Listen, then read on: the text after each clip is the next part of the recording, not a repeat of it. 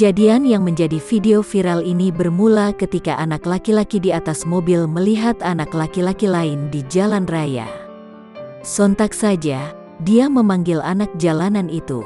Beberapa saat kemudian, dia mengeluarkan mainan. Mainan itu kemudian dia serahkan ke anak itu.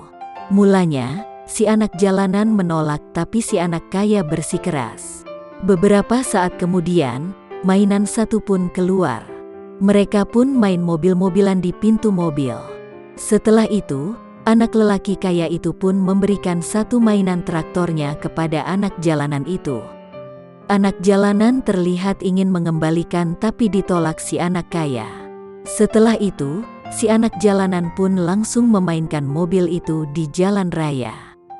Hingga akhirnya anak kaya pergi. Mereka pun saling bertegur sapa sebelum berpisah.